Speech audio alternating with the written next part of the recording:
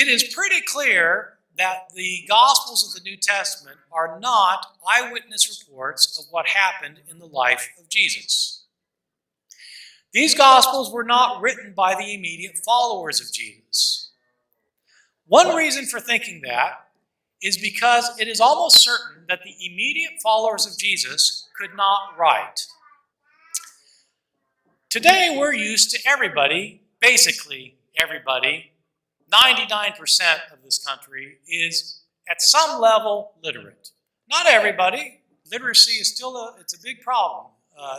Illiteracy is still a big problem. But just about 99% of people can read something and can sign their names. In the ancient world, it wasn't like that.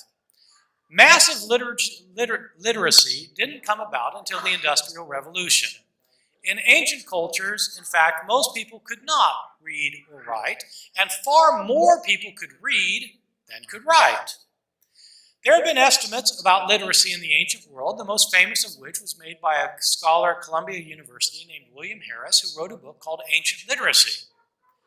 Harris estimates that in the ancient world, at the best of times, maybe 10% of the population could read and write. And by write, he means be able to copy out somebody else's writing. Far fewer than that 10% could compose a sentence. Fewer than that could compose a narrative. Far fewer people could compose an entire book. Who were the people who could compose books?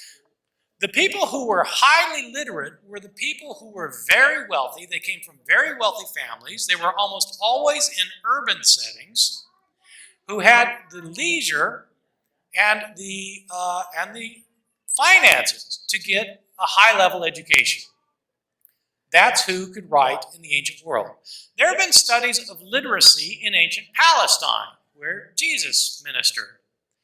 These estimates indicate that because Palestine was far more rural than many other places in the Roman Empire, there were lower literacy rates. Contrary to what many people think, which is many people think that every Jewish boy went to synagogue school and learned how to read and write, that appears to be a modern myth. In fact, ancient literacy in Palestine was very low. The best estimates indicate that probably at the time of Jesus, maybe 3% of the population was roughly literate.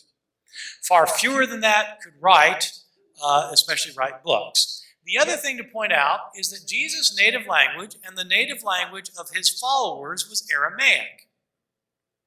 They spoke Aramaic. The reason that matters is because of what I said at the very beginning. The New Testament Gospels were written in Greek. They not only survive in Greek, they were originally written in Greek. And not just kind of low-level Greek, they're actually pretty good Greek. Whoever wrote Matthew, Mark, Luke, and John were highly educated, Greek-speaking Christians. These books are normally dated 30, 40, or 50 years after Jesus' death, probably some years after the death of his apostles. I think that Matthew, Mark, Luke, and John were not written by followers of Jesus or companions of his apostles. They were probably written by unknown persons who decided to write anonymously, and since they wrote anonymously, we don't know their names. But the traditional ascriptions are probably not right. Probably they were not written by Matthew, Mark, Luke, and John. That's a legend.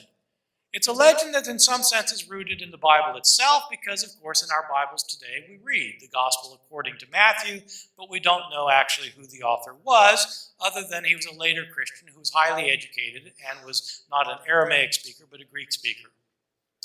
Still, the tradition goes back to the 2nd century.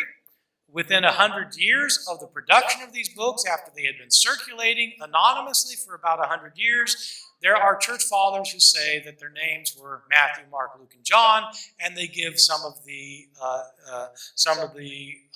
indication, some of the traditional legends about them already in the 2nd Christian century.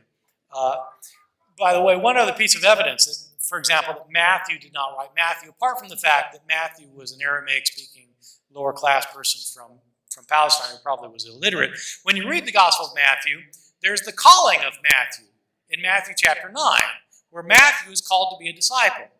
And it's not narrated in the first person. In other words, the author doesn't say, one day Jesus came up to my tax collecting booth and he said to me, he doesn't narrate it, he narrates it in the third person.